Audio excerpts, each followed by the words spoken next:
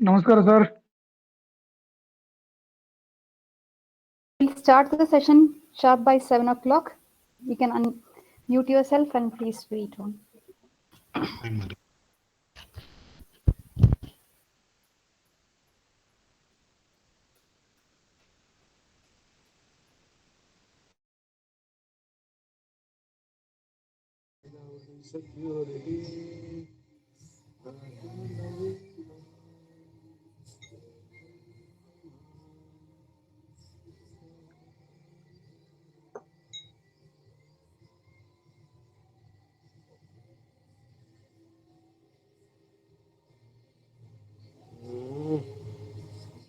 Okay.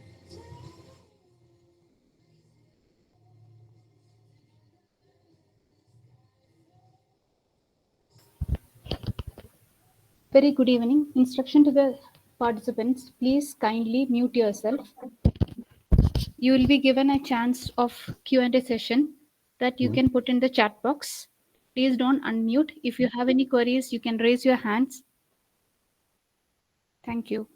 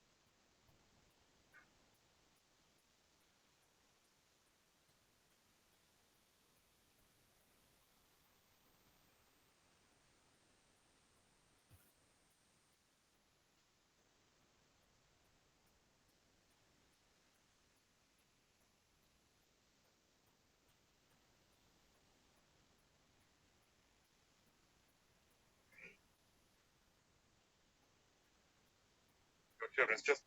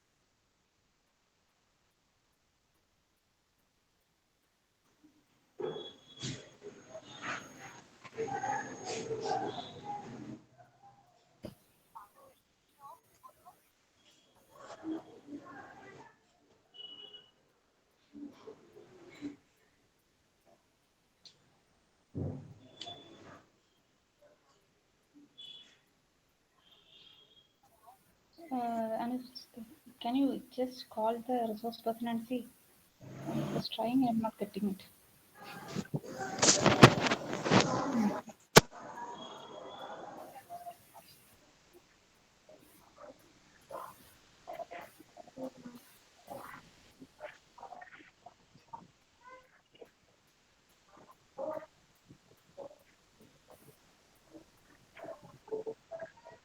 Hello?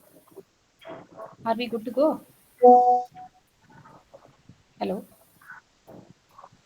Yes, yes, you can.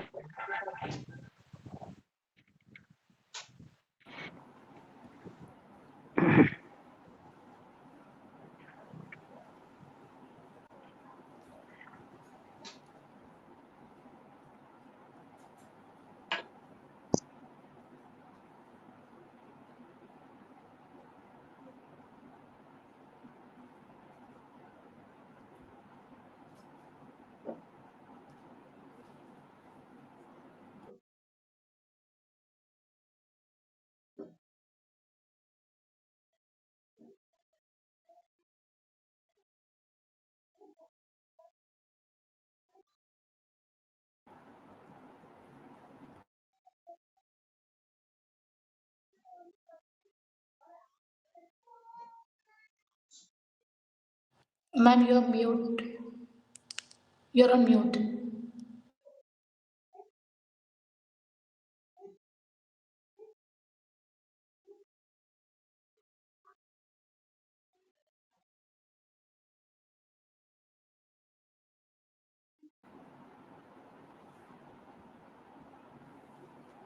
Am I audible? Yes, Yes. yes. Yes, yes. Yes, you're audible. We'll start the session, Anusree. Okay.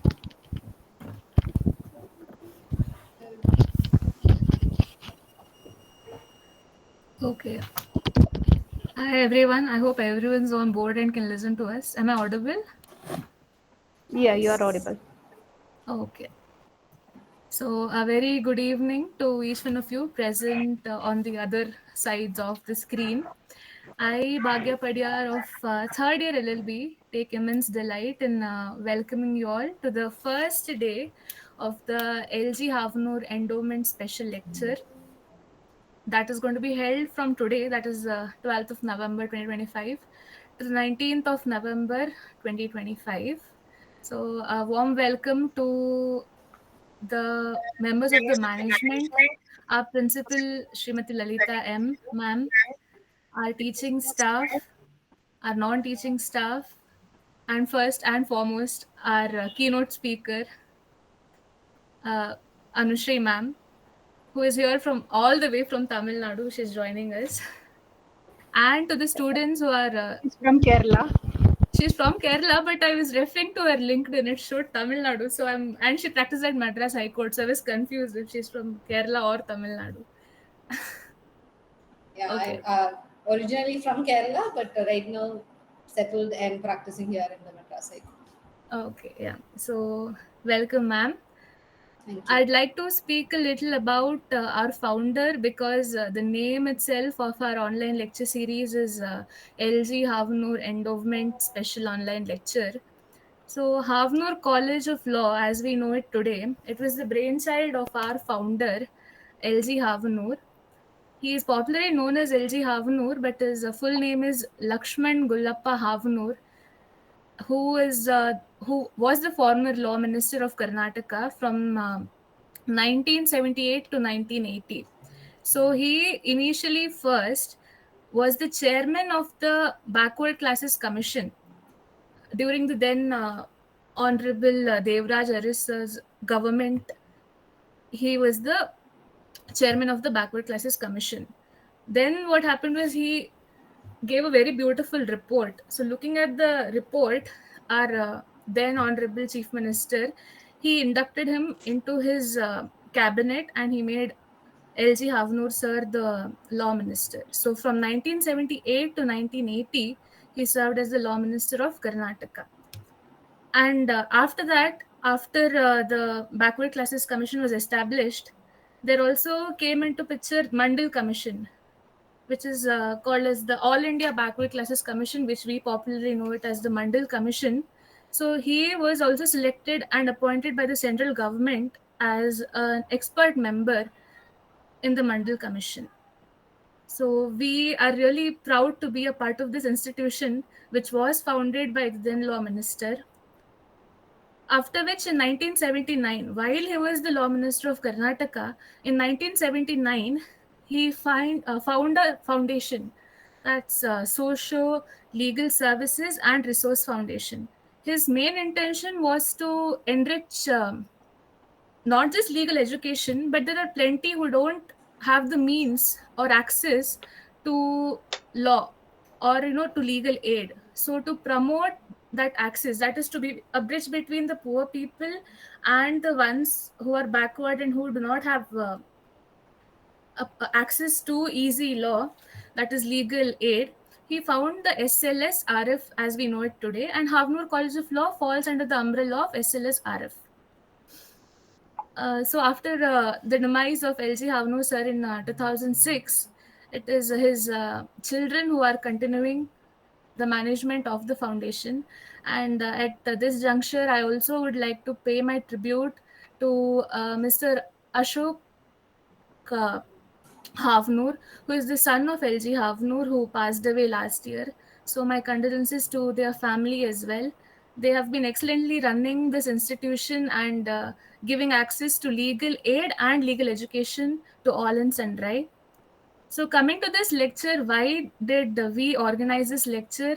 Is because apart from what happens in under the four walls of our classroom, we have to know what actually happens in the legal world. For people who do not participate in internships, it is hard to gain knowledge about the practicalities of in the field of law. That is why we have with us our keynote speaker today, who I think is inaugurating the lecture today by being the first speaker during the first day. That is Advocate Anusree Suresh. So, Advocate Anusree Suresh, ma'am, I take immense pleasure in welcome you again. She is a BA, LL.B, and she has a diploma in cyber law. She also has a postgraduate diploma in child rights law. So, I don't know how if we can all clap or put an emoji, because normally during stage functions we tend to clap, right? So yeah. Thank you. Yeah, so welcome you, ma'am. She currently serves as the managing partner of Mahadev and Madhav Law Firm. She is a registered trademark attorney. She has expertise in the field of corporate compliance, service law, civil and corporate litigation at the Madras High Court. Previously, she also served as the Munsiff-Magistrate. So our topic for today is stages of civil suit and order 9 appearances of parties and consequences of non-appearance. So I think there's no one better to explain us about the consequences of non-appearance than a formal civil judge herself. So yeah, ma'am, over to you. Over the floor is yours for igniting our minds. Thank you. Thank you so much, Bhagya. Thank you so much for that lovely introduction, and Yeah. also for the giving us a brief about the history of your college and all that, the founder and everything. That's very good to know how the college came into force and all of that.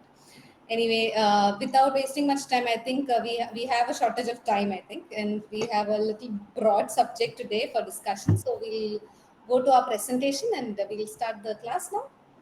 Okay. Am I audible? Yes. Okay, so I'll share. If you have any questions, we'll do at the end of the session. And in case you want me to go back slide, please say that I can do that. In case you want to write it down or anything. So I'll just share my presentation. I hope you all have your civil procedure codes with you. It is always better to read a legislation with the bare acts rather than going in for the descriptive books. First, what we should do is we should read the legislation as it is, that is through the bare act. That is why I mentioned that if you bring your bare acts, it will be easier for you to understand also. So let's start now. Is the PowerPoint presentation visible right now? Yes, Can I do? yes, it is. Yes, Okay. yes, it is visible. So our topic for discussion for today is the stages of civil suit.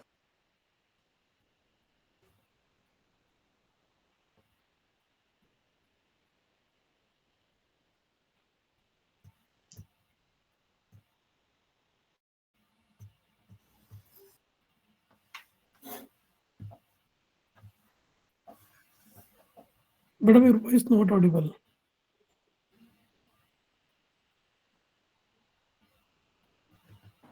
I'm not audible.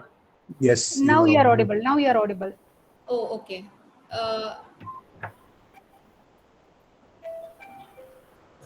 Okay, I'll begin again then. So today's discussion topic for discussion is stages of a civil suit and appearance of parties and consequence of non-appearance. The first question will be, what is a civil suit? I hope you all have your CPCs with you, right?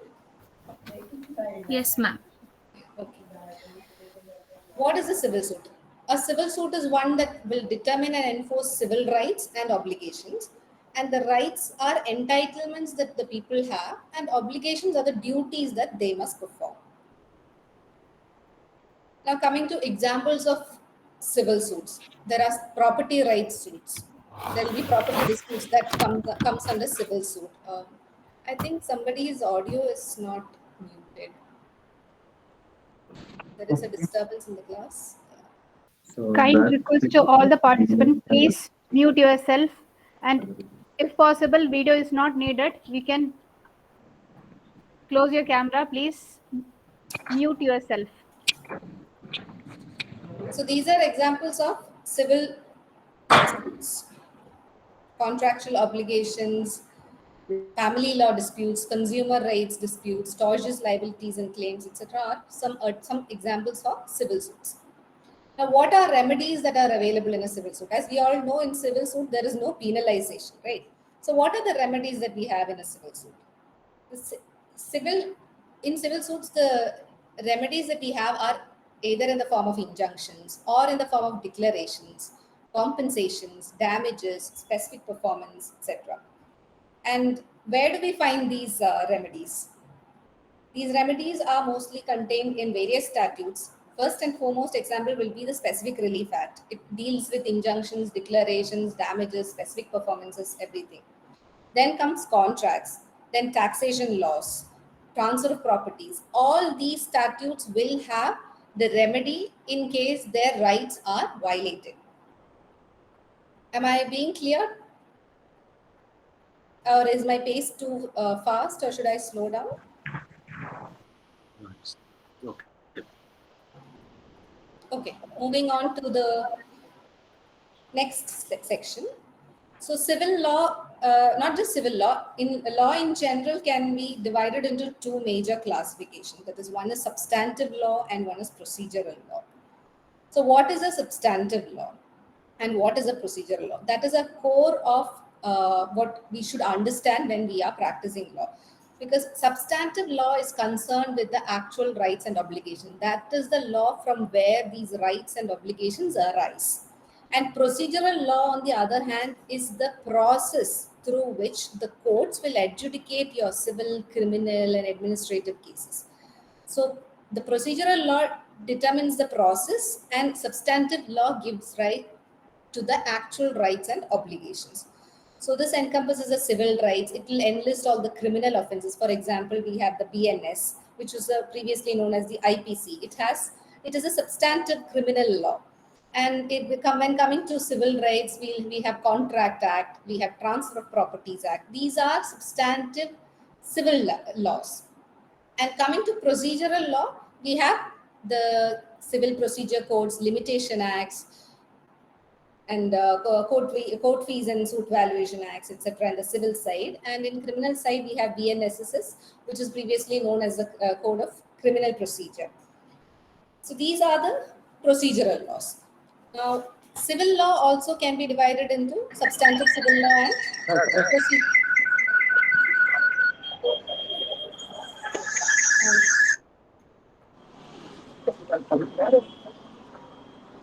can the moderator mute the other participants? Then it would have been better.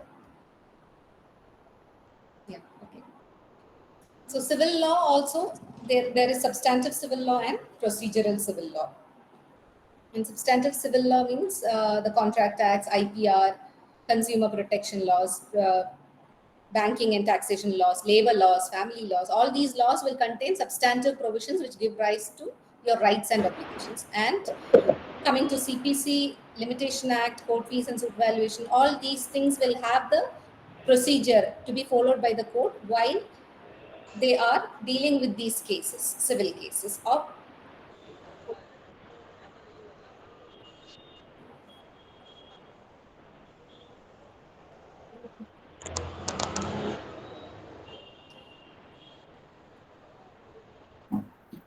There's a lot of disturbance. am I audible? Audible. In between the people when they join, no, they don't. Oh, okay. Themselves. That's a I'm audible, right? Yeah. Yes. No problem. I'll continue. So here today we are discussing mainly regarding the civil procedure and the code of civil procedure. It is a procedural law that needs to be followed by civil courts in adjudication of civil rights of parties in a civil suit in India.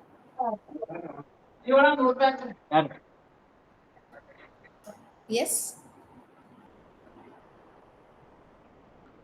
Okay.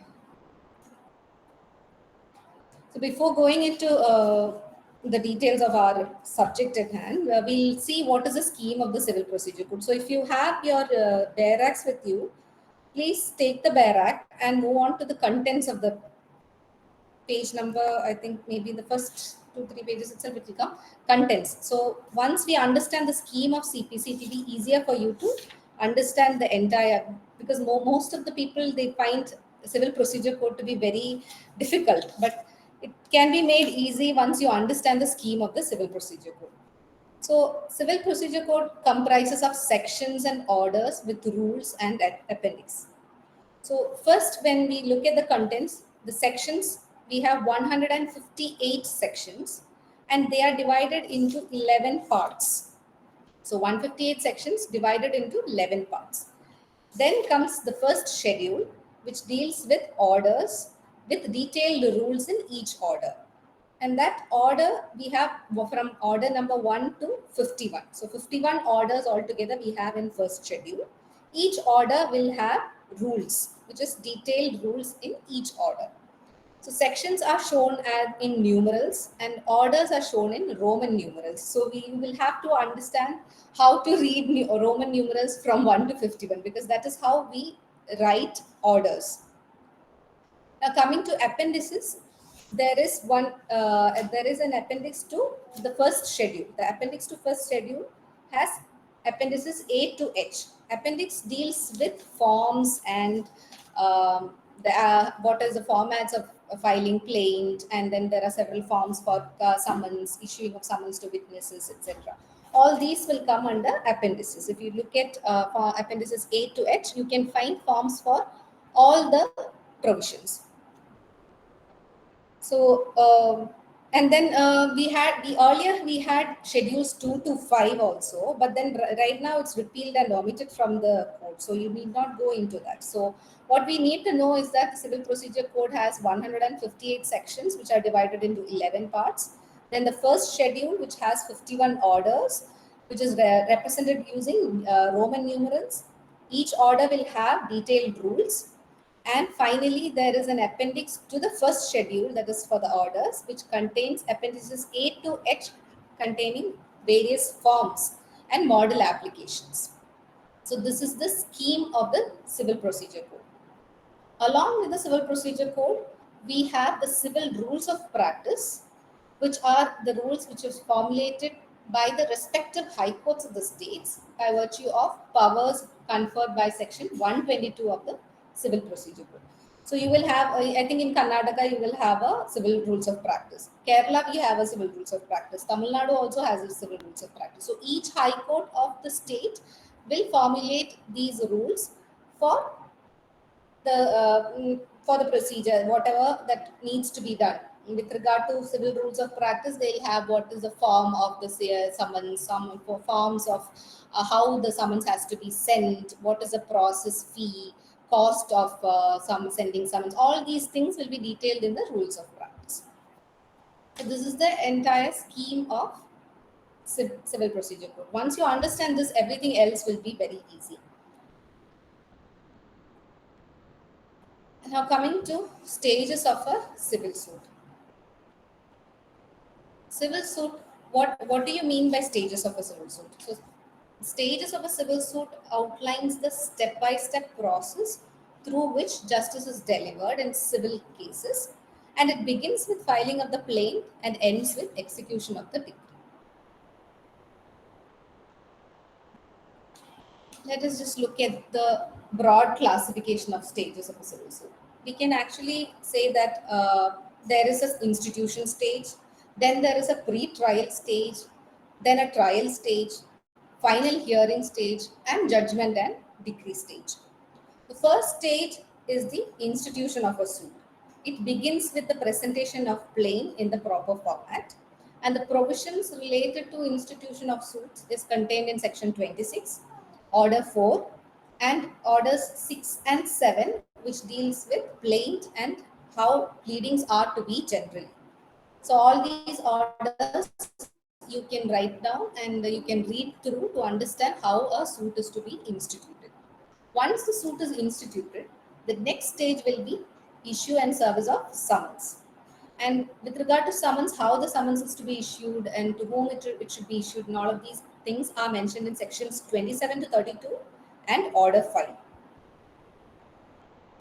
After summons has been served, the next stage is appearance of parties. That is the subject matter of discussion for us today, but we'll get into that later on. But first of all, we'll finish the stages of suits. So once parties have appeared, both parties have appeared, what is the next stage? Once the parties have appeared, then the defendant or the opposite side, opposite party, they will have to file a written statement. So then written statement will be filed by the defendant. After which there will be, if there is any further pleadings, which may include replication. If you ask me what is replication, replication is once a written statement is filed, the written statement may have new claims or certain new facts which the plaintiff need to answer to. So that such facts can be answered through replication. Also, there will be set-offs and counterclaims in written statements sometimes. So in such cases also the plaintiff should be given an opportunity to file the reply or a written statement to those set-offs and counterclaims. So all these things comes within further pleadings. That is mentioned in order 7 and 8. So once all the pleadings are completed, the next stage will be settlement of issues. So what does settlement of issues means?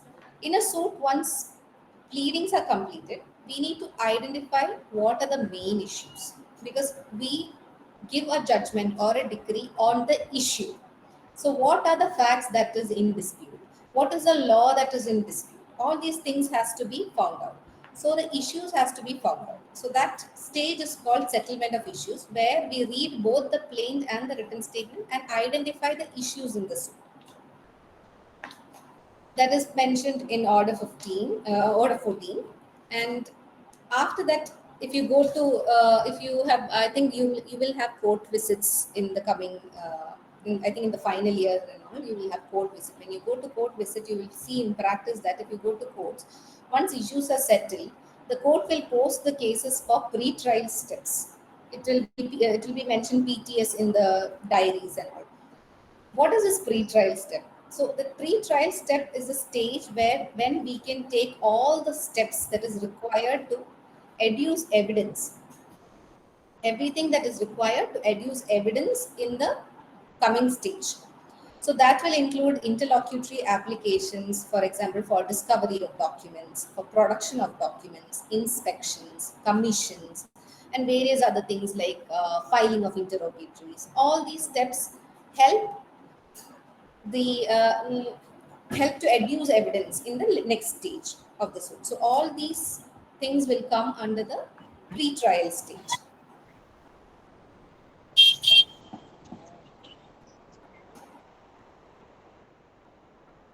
Once the pre-trial stage is also completed, we call the suit as the suit is ripe for trial. That is, the suit is ready for trial. So the next stage will be examination of witnesses and submission of evidence. So this is a stage where all the oral evidences and the documentary evidences will be submitted, and examination of witnesses and the examination of party witnesses and all of those things will happen. Once the plaintiff's evidence is complete, then we go to the defense evidence. And when defense evidence is also completed, the evidence will be closed and the case will be posted to the next stage, that is hearing stage. All this is mentioned in order 16 and 18. You can go through those orders and you will get a clear idea as to how the examination of witnesses is done, and how a submission of evidence is done, all of that. And how in hearing who has to advance their arguments first. All this is mentioned in order 16 and 18.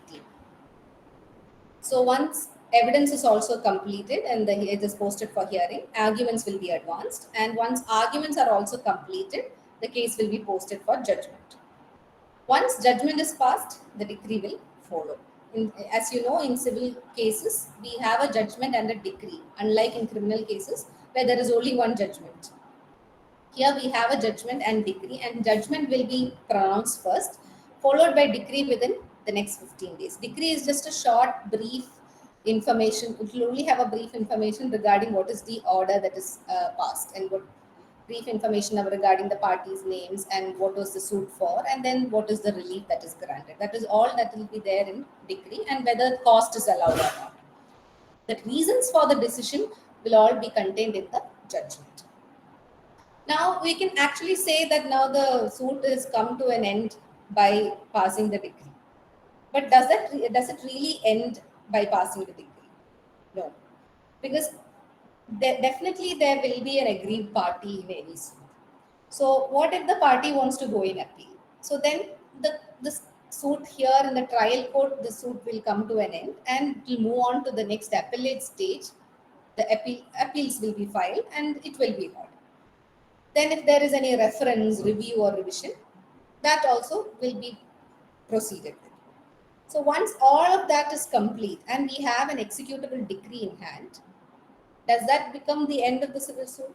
No, because there might be, for example, in a civil suit, there might be a decree, say that there is an order declaring that this particular piece of land is the plaintiff's land. And the defendant is directed to remove the compound wall that he constructed in the plaintiff's property.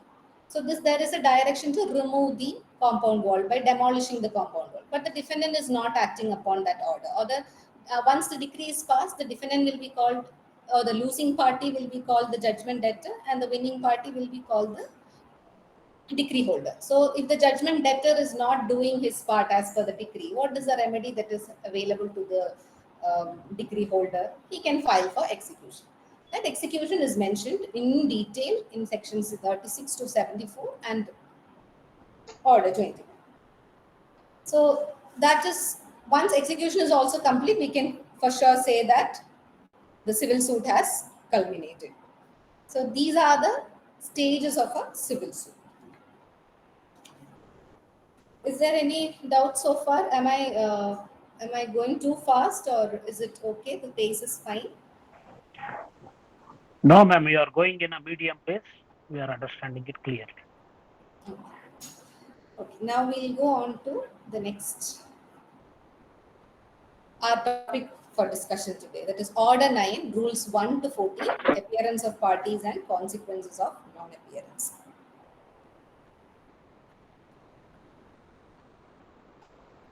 So Order 9 has 14 rules. It's a very simple provision, very simple rule. Once you understand this, it will be very easy for you.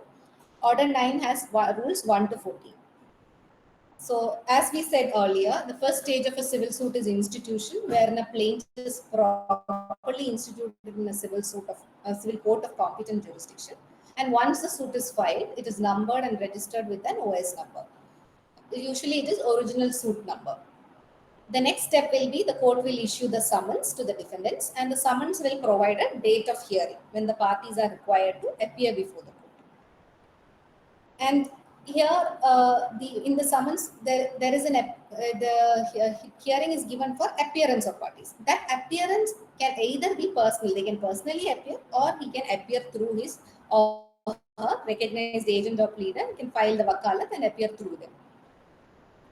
So moving on, the first rule in order 9 states that the appearance of parties on the date fixed in the summons is mandatory. If you look at the provision mentioned in the BAL Act, it says on the day fixed in the summons for the defendant to appear and answer, the parties shall be in attendance at the courthouse. Always when you read the legislation, you should give attention to the words like shall and may. Shall denotes a mandatory provision and may denotes a directory provision, which becomes ultimately the discretion of the court. So here in order 9 rule 1, the word mentioned is shall. So it is a mandatory provision that on the date fixed for appearance, the parties shall appear. Now, if they don't appear, what are the consequences? That is what is mentioned in the rest of the provisions. That is from rule 2 to 14. It deals with consequences of non-appearance. Rule 2 and 3. These two rules deals with dismissal of suit on certain occasions. Rule 2 provides that if the summons that was supposed to be served, it was not served because of the plaintiff's failure to pay cost. What cost? The cost for postage for service. We always have to pay the BATA.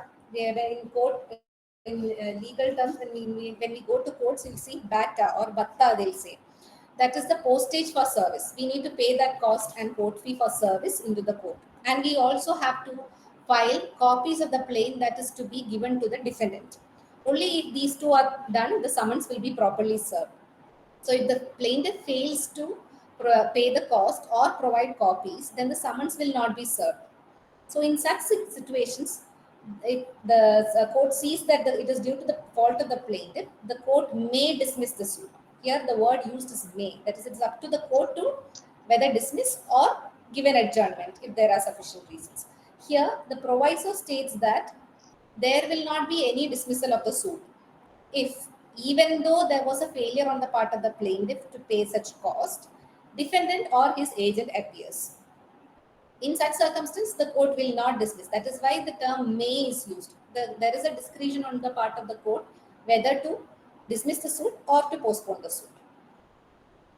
Now, Rule 3 says that if on the date mentioned for appearance of parties, both the parties are not appearing, then when the case is called, plaintiff is absent, defendant is also absent. What happens? The suit will be dismissed. Here also the word used is may be dismissed. It is also the discretion of the court. The court may give another date for appearance. That is up to the court and the court's discretion. So Rule 2 and 3 provides for two circumstances where suit can be dismissed. One is due to the fault of the plaintiff, summons is not being served. Second is on the date when the case is called, both parties are not appearing. Now, what is the remedy available to the plaintiff if the suit is dismissed under Rule 2 and 3?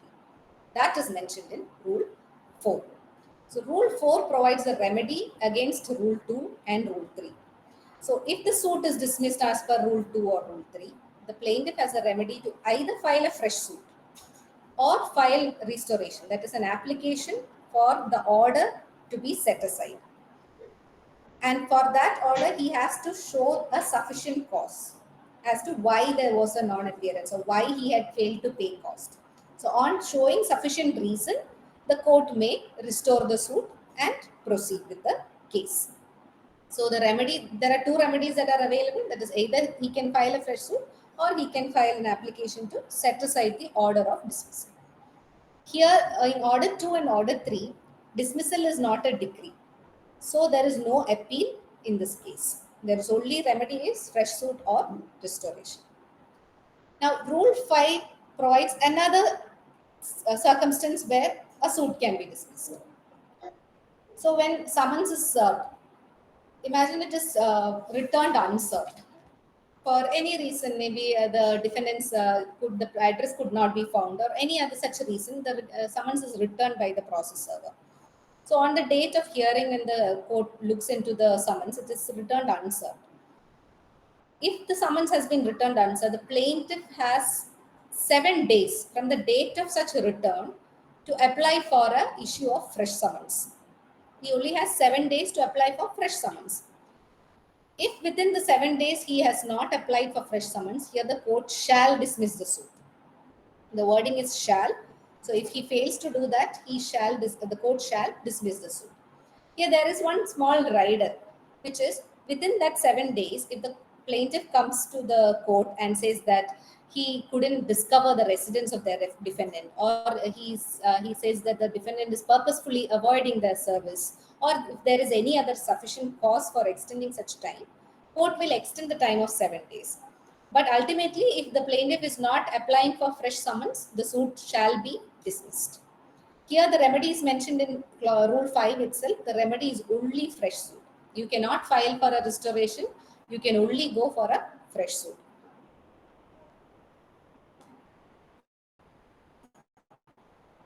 Another circumstance where dismissal of. So now we have learned 3 circumstances where a suit can be dismissed. Now the 4th circumstance is if the defendant alone appears. That is mentioned in Rule 8.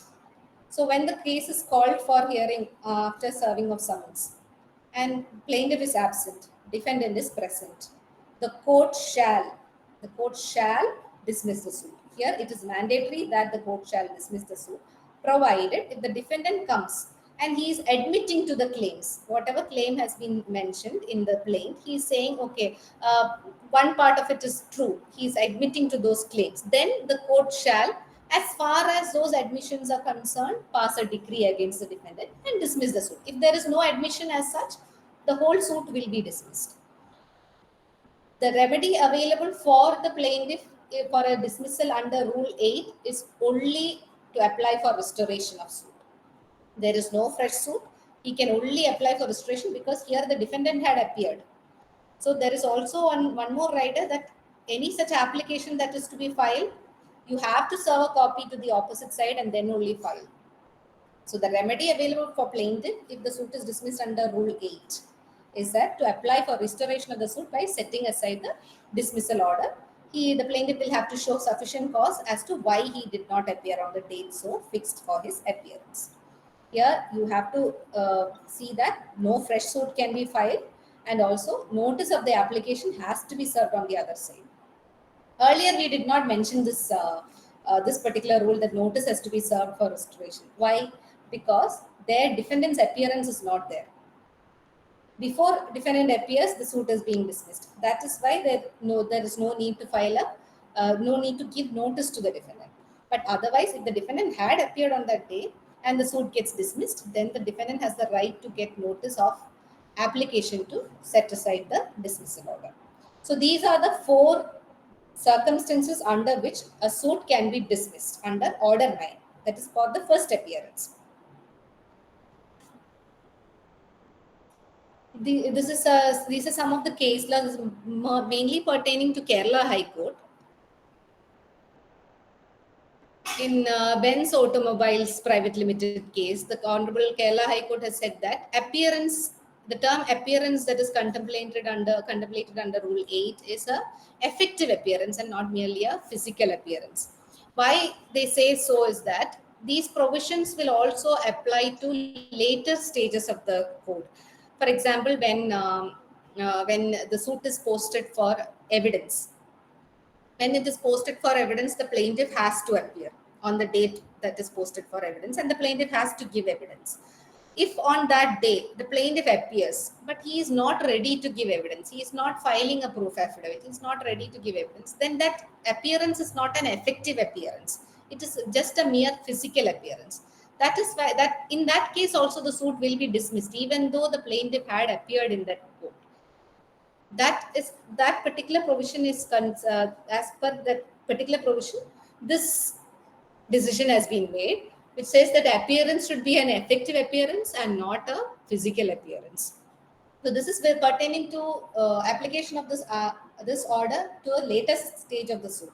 We need not concern with this provision right now, because right now we are discussing on the date for appearance in the summons. We are dealing with only that. Here, effective appearance means his physical appearance only.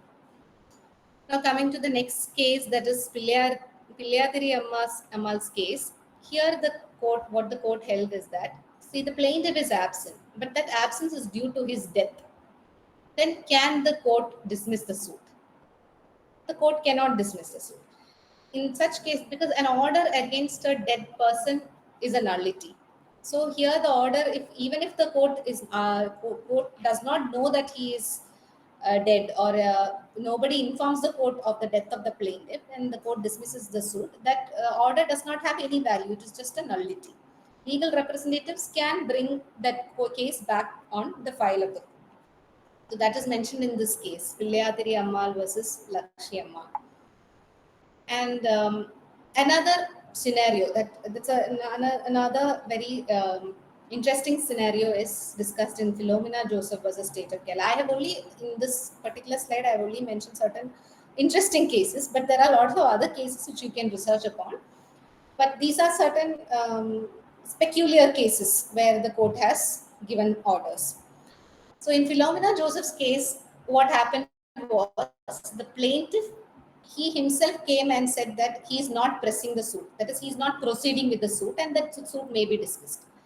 There are certain circumstances when the plaintiffs come and say that, file a memo in court and says that he does not want to continue with the suit. And then what the court will do is, court will dismiss the suit. But this dismissal cannot be said to be a dismissal under Order 9 Rule 8. Because here he is admitting that he does not want any relief from the defendant. So he cannot restore the suit back on file or proceed further in any manner. So that is very peculiar, and just to be noted that once you file a memo saying that you don't want to proceed with the suit and the suit gets dismissed, you do not have any other remedy under the law. So these are the three peculiar circumstances described in these cases. Can I move on to the next slide, or do you need more time with the slide? No, you can proceed, ma'am. We have already noted down the 3 case laws. Okay.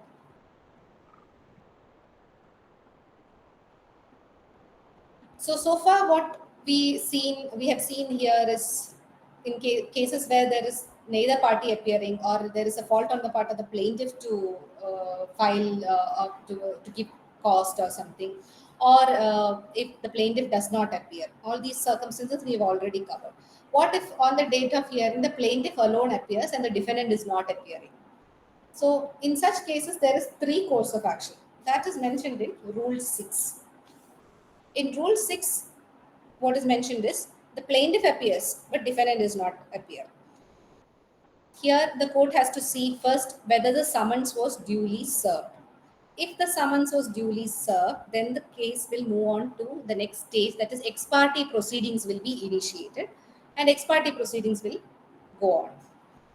Secondly, it says that if the summons was not duly served, then court will issue a fresh summons. There was no summons served or anything, then the court will issue a fresh summons. Coming to C, summons was served, but there is no sufficient time for the defendant to appear and pray or answer to the questions and in the plaint. In such cases, what the court will do is, court will not take the defendant's absence into a record, but the court will adjourn or postpone the case and give notice of the new date to the defendant. So 3 course of action if the defendant does not appear. If the summons is duly served, it will go to ex parte proceedings. If it is not served, fresh summons will be ordered. If the summons was served but there is not sufficient time for the defendant to come and appear, then the court will adjourn with notice. So in here, in 6 clause 2, what is mentioned is that if the fact that the summons was not duly served, or the fact that the summons was served but not in due time, is because of the plaintiff's fault or any delay from the side of the plaintiff, then the court shall order the plaintiff to pay cost for the postponement. Here also the word is, court shall order the plaintiff to pay cost. So the court will mandatorily order cost. Now, what is the remedy available for the defendant under these circumstances. That is mentioned in Rule 7. When the suit is proceeding ex parte as per Order 9, Rule 6A, the defendant can, at or before the hearing of ex parte proceeding, appear and assign a good cause for his non-appearance on the date fixed for his appearance in the summons. So here what it means is that once the defendant's absence is noted, the next stage will be the case will proceed to the next hearing, that is ex parte evidence stage. In ex parte evidence, the plaintiff will come and adduce his evidence, and then after that it will move on to plaintiff's hearing on the play of the plaintiff. Then after hearing the plaintiff, then only the judgment and decree will come. So there will be subsequent postings after this particular posting. So the defendant can, at any time before the judgment is passed, before that hearing, he can come at any time with an application to set aside the order of proceeding the case ex parte, and he has to assign a good cause for his non-appearance, in which case the court will set aside the ex parte order on cost or otherwise and proceed as if he had appeared on the day that was fixed for his appearance. So Rule 6 and the remedy for 6A is mentioned in Rule 7.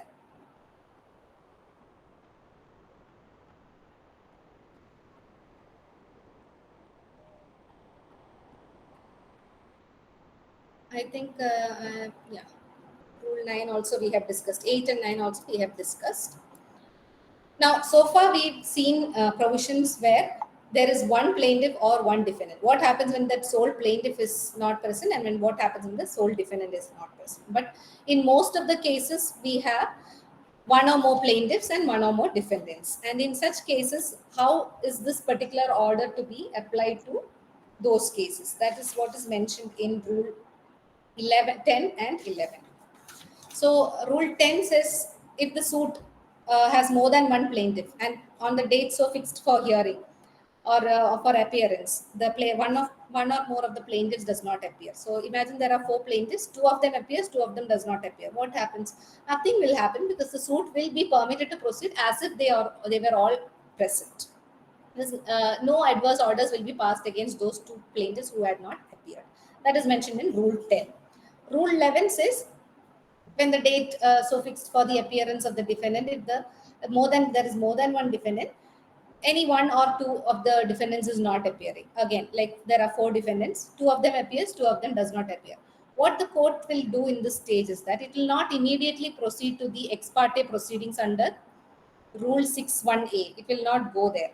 But what the court will do is that court will record that these 2, defendant number 3 and defendant number 4, these 2 defendants are absent and they will be ex parte in the suit. But the suit will proceed with the other 2 defendants. And at the time of pronouncing judgment, the court can, after looking into the evidence and everything in the case, pass judgment against these defendants who did not appear as it thinks fit. So what is to be noted is that it will not immediately go to ex parte proceeding with respect to those 2 defendants who did not appear. But the suit will proceed as usual, in the usual course. And in the end, only they will decide as to what is to be done with the defendants who had been ex parte. So that is rule number 10 and 11. Rule number 10 corresponds to when there is more than one plaintiff, and rule number 11 corresponds to when there are more than one defendants. Now, Rule 12. This is what I had mentioned a while ago, that Order 9 can be, provisions of the Order 9 can be applied to later stages of the case as well. That is, if the court directs or orders that the plaintiff or the defendant shall appear on a particular date, and if the plaintiff or the defendant does not appear so, without any sufficient cause. In such cases, the provisions that we mentioned right now from Order 9, Rules 2 to 11, we can say from 2 to 11 will appear accordingly. If it is a plaintiff, those provisions that is related to plaintiff will apply. If it is the defendant's non-appearance, the provisions relating to defendant's non-appearance will apply. So this Rule 12 is the rule that gives the court the power to dismiss or proceed ex parte in a later stage of the case, where there is a non-appearance when there was a specific direction to appear. This is again, the example can be said as when there is examination of witnesses. If the case is posted for defense evidence, defendant does not appear and reduce evidence, suit will be set ex parte. The defendant will be set ex parte and ex parte proceedings will continue. Because at that stage, since the plaintiff had already given the evidence, then the suit will move on to the next stage, that is hearing of the plaintiff's case, and then finally judgment and decree. So that is how this particular order is applied to the later stage of the case. Now we have only two more rules in this order that relates to remedy of the defendant if the ex parte decree is passed. Earlier in Rule 7, we saw where there was only an ex parte order and the suit was still proceeding.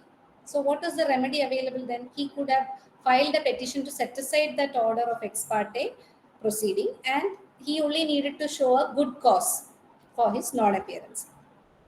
Now imagine if that ex parte proceedings continued. There was evidence, then came hearing, and judgment was passed and decree was passed. That decree will be called an ex parte decree because the other side was not heard. Once the decree is passed, it is an appealable order also. So such a decree is passed against the defendant. Now the defendant comes. Now the defendant wants to proceed with the suit. What will he do? That is provided under Rule 30. So where a suit is proceeded against a defendant and it has culminated in an ex parte decree, the defendant can file a petition to set aside that ex parte order under Order 9, Rule 14, and he has to show a sufficient cause for non-appearance. Here you have to see that under Rule 7, he only had to assign a good cause for his non-appearance. That is not very stringent. He can say whatever reason that was there. But when it comes to Rule 13, the legislators have mentioned the word sufficient cause. So there are a lot of decisions which says what is a sufficient cause, what is a good cause, what is the distinction between these two. All these are dealt with in various decisions through judicial interpretations. So coming back to Rule 13, as we have seen, once the court is satisfied that okay, there was a sufficient cause for his non-appearance, the court will set aside the decree with such terms. There will be some term as to cost because there is a lot of procedure that had happened because of the lapses on the part of the defendant. So there will be always an order as to cost. Now there are two provisos and one explanation to this particular section, this particular rule. The proviso mentioned that like we said earlier, there were 4 defendants and only one of the defendant came up with a petition to set aside the ex parte decree against him. In usual cases, what we do is that we will only set aside the ex parte decree as against him and not against the others. But if the suit is of such a nature that it cannot be divided, for example, if it is a partition suit and all of these parties are included in the partition suit, so one person alone cannot come and set aside the decree and then get an order in his favor or against him. So in such cases, when the suit is not a divisible kind of one, what we do is that we'll set aside the suit as against all of the defendants, even though one person is only coming with an application. That is mentioned in Proviso 1. And in Proviso 2, what is mentioned is that if the court is satisfied that the defendant had notice of the hearing, he knew that the court had given this particular posting for the hearing, and he knew that the proceedings were happening ex parte, and he knew that ex parte decree was about to be passed, but he did not come to court. He is relying on the fact that there was an irregularity in the service of summons, but he was well aware that the suit was posted on such and such dates. If the court is satisfied that the defendant had such a notice, then the court will not set aside the order because he is trying to play smart, right?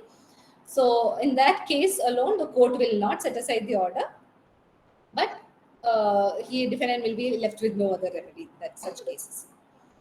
But it has to be proved. That is the petitioner, that is the plaintiffs will have to prove with evidence that defendant had notice of the hearing. Now, what the explanation states here is that, as I said earlier, ex parte decree is an appealable decree. And if the defendant chooses to go in appeal against the ex parte decree, then he cannot file a petition under Rule 13 and set aside the ex parte decree. He can either choose one of the remedies. He can either go in appeal of the ex parte decree, or he can file under Rule 13 an application to set aside the ex parte decree. He cannot do both. Also, once he has gone in appeal, if he wants to withdraw the appeal, he can withdraw the appeal and then file an application. Otherwise, no application under this rule shall lie if the defendant has gone in appeal of the ex parte decree. And Rule 14, that is the last rule in this order, it again says that decree cannot be set aside without giving notice to the opposite party. Here the opposite party will be the plaintiff. So that is mentioned in Rule 14. So these are the certain decisions that I have written down. You may note that these decisions. It is mostly with regard to what is good cause, what is sufficient. There are a lot of decisions have been passed by the Supreme Court and various state high courts, which says what is the distinction between good cause and sufficient cause, and what cannot be a good cause, etc. But through all these judicial interpretations, the interpretation that is now given by the courts is a very liberal interpretation as to what is a good cause and a sufficient cause. And this second case, I think Sangram Singh's and Arjun Singh versus Mohindra Kumar and all are reported judgments, and they are landmark decisions of the Supreme Court, which deals in detail with Rule 7 and Rule 13, where setting aside of ex parte order and decree are concerned. So you may write down these decisions and let me know when you are done. I can move on to the next slide.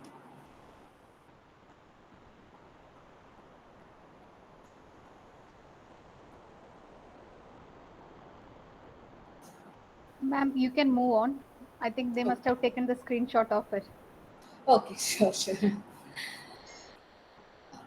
So now let's just do a quick recap of what we have learned today.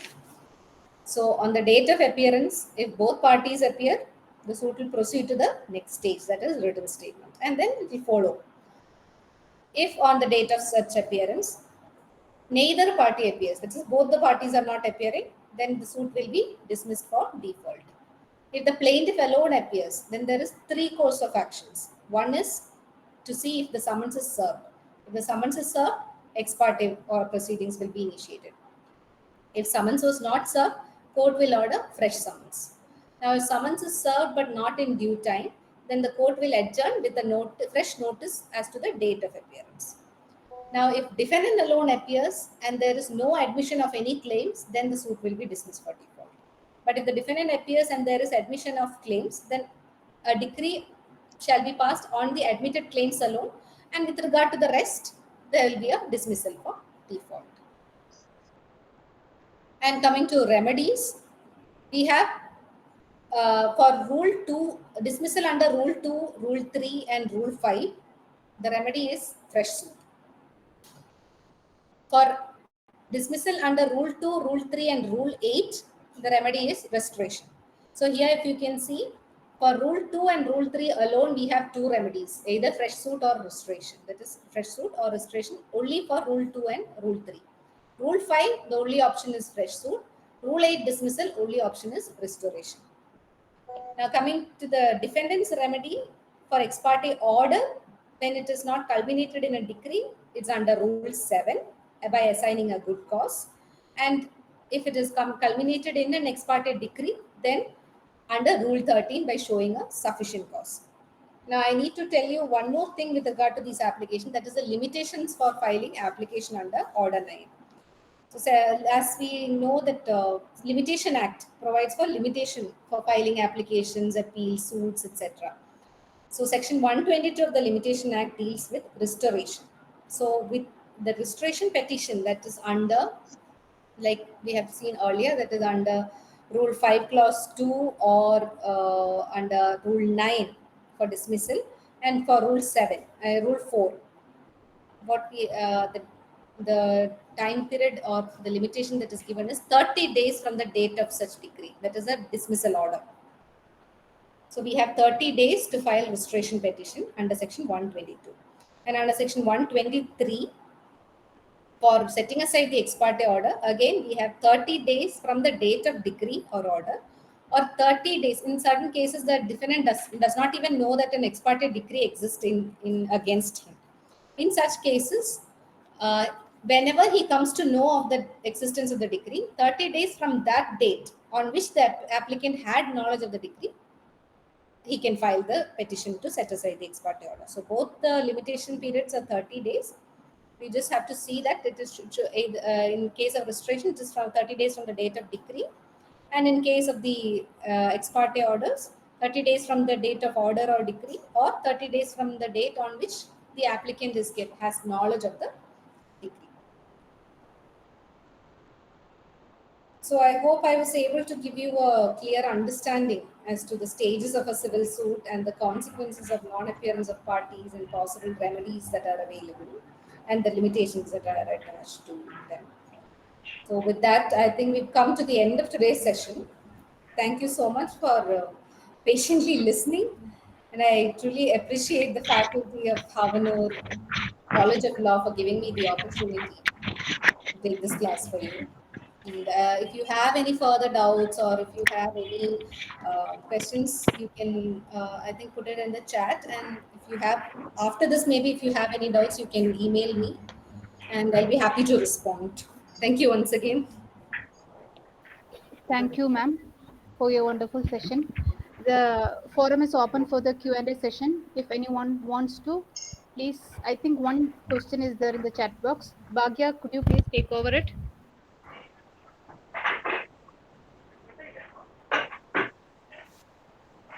Yes. So there's a question that says how to remember the Roman numerals of all orders or rules. That you need to learn. There is no other, there's no easy way out, right? You will have to memorize it somehow. Yeah, one more question is remedy available if there are delays in each and every stage of OS suit due to transfer of judges once in 3 years when we have several defendants in the case. I didn't get that question. What is the? Vasant, or can you ask the question? If you can just unmute yourselves and ask the Yes, question. yes. Ma'am, like I filed a OS suit in 2008. So with respect to that OS suit, each and every 3 years, the judge is getting transferred. Yes. So every stage, it is taking 2 to 3 years. And the intensity of the cases in that particular case court is so much that day to day, it is around 200 to 240 cases. So from past 17 years, I am just running behind, serving the notices, serving the summons, bringing LRs on record. This is what is happening. But can we approach any higher court with respect to this? Yes, Is there any definitely. remedy? Definitely. See, these are this delay is the problem of our Indian legal system. We cannot do much about it. But if you need any quick remedy in the particular suit and the suit is getting very, very much delayed, what you can do is you can move to the High Court under 226 or 227, and then you can get an order to get the fix a time limit for the case to be disposed of. So the higher courts in here and all, we go under 227 or 226. What they'll do is they'll give a time frame. They'll fix a time frame, maybe finish this case within the next 2 months or 60 days or 90 days. There'll be a direction like that, and that direction they have, the lower court judges will have to follow. So in that such cases, once there's a direction, then the case will be posted every day, irrespective of whatever other cases. Then this case will be taken up and it will be finished within that particular time frame. That is the remedy that you have. You can move to the High Court. Okay, there's one more all, question. right? If in case of multiple defendants, one wishes to set aside the ex parte decree and the other wishes to appeal, how can that be proceeded with? So here, say for example, one defendant has filed a petition to set aside ex parte decree in the lower court, and another defendant has gone in appeal. So you know the hierarchy of courts. Appellate court will always have a priority over the lower court. Definitely, the other defendant will come to the lower court and say that I have filed appeal. So what the lower court will do is that the lower court will keep that petition in pending and see what is the result in that case. So either one of this application can proceed. They both cannot proceed together. So if the suit is gone for appeal, then all the parties will have to appear there and give their replies there. And in such cases, the petition to set aside ex parte decree in the lower court will be dismissed. Okay, since it's past 8 o'clock, will you be taking more questions? Because there are a few more questions. Or do I have to ask them to mail them to you? There are I just can 3 take- more questions. Yeah, okay. I will take those questions. Okay. Yeah, what remedy lies if the defendant has changed the address because of which summons couldn't be serviced? The plaintiff will have to find out the address. Plaintiff is the one who is filing the suit. He has to find out the address of the defendant, because it's not the duty of the court to find out where the defendant is residing. Plaintiff will have to provide the address. Okay, so why don't we proceed to execution stage after getting judgment? Why do we need decree? What is the difference between them? Okay, that is a whole session to be taken separately, but briefly I'll explain. See, judgment does not judgment does not have not judgment. The decree does not have the reasons for judgment. Judgment is the reasons for the result of that particular case. So if it's there is a declaration that is order is given, says for example, it is declared that the plaintiff has the right to reside in particular plain day schedule property. That is the order. Imagine that is the order. Then why is the plaintiff given that order? Why didn't what happened to the evidence that was submitted to the defendant? All these things, what is the result of the evidences that were given? What is the result of the examination of evidences? How these both the sides have been heard, and how the judge has analyzed the case? All these reasonings will be there in the judgment. Decree is only with respect to, there will be a cause title, parties, what was the relief sought for, what is the relief granted, if there is there any order as to cost, what is the order as to cost. That is alone is the portion of called the decree. And civil suit can only be completed when there is a judgment and decree, and it is a mandatory in all cases there will be a judgment and decree. So I hope I'm clear. Yes, ma'am. And So after the last once the question. decree is passed, you can take the decree and go for execution if you don't have any appeals. Yeah, so the last question is, how do virtual hearings, online courts, affect the concept of appearance under CPC today? So with regard to appearance, see, during COVID, every appearance was online, right? And even now, since we have all these DCMS and everything that has come into play right now, so Supreme Court has given various directions and has even issued rules with regard to virtual hearing. So appearance through the virtual hearing is also good appearance only. But there will be a procedure to be followed in case of such appearances. You cannot simply log in and say that I am here. No, that is not the way. But you have a detailed rules and procedures issued by the High Court as to how a virtual hearing has to be conducted. If you do that, then the hearing will be considered as that appearance will be considered as legal appearance. I hope I'm clear. Yes, I mean there is one more question. Timeline for passing decree. This was one person is So, asked. Execution order. Execution of decree. There is, if you are asking for limitation, then it depends on the kind of suit, the execution, the limitation will come. As to timeline, there is no timeline. It has to happen when it happens, like, or it has to go through again several stages and processes, and then only we cannot fix a particular timeline for an execution of a decree. Okay, thank you, ma'am. With these questions, everyone's flooding with thank you for the excellent seminar, for the excellent session. So even me, on behalf of all our faculty, our management, we thank you, for giving us such an insightful session. Bhagya, sorry to Yeah. interrupt. I would like to call our principal, Srimati Lalita M. If you want to speak a few words. Hello, ma'am. Good evening. Anusree, ma'am, for your entitled speech, it is really great for our students, and it has given much information for our students, like how the civil procedure will be go, everything it will be confused for them, and whatever the classes we take up also, this type of in a seminar, that it will be helpful for the students. And thank you very much for your enlightened speech for the student, ma'am. Thank you very much. Thank you so much, ma'am. Thank you so much. And for giving me thanks this for the opportunity. Rimya ma'am also to arrange in such a useful program and giving a useful thing for the students. Thank you, ma'am. Thank you, ma'am, for your kind words. Over to you, Bhagya. Yeah, so that's what I was saying. All the nuances of a civil suit also you thought is right from shall and maybe's difference. So we realized that even words carry weightage in law. So thank you for that. Thank you for actually taking us through the stages of a civil suit. Thank you for being here. I also like to thank our principal for giving us this platform, without which we couldn't hold this session today. Thank you, Lalita ma'am, for giving us this platform. I thank the management members also for giving us this platform again to organize this function. I thank Hema ma'am is here. I thank our assistant professor Hema Selvi ma'am for being present throughout the session. In fact, I thank Ramya ma'am, who day in and day out has stood as a backbone for this program and has seen that it is carried on well. I thank all the participants who have been dropping off and coming on, and with or without stable connection, they have stood from the beginning intact in this program enthusiastically. I thank all the participants. I thank the back end team.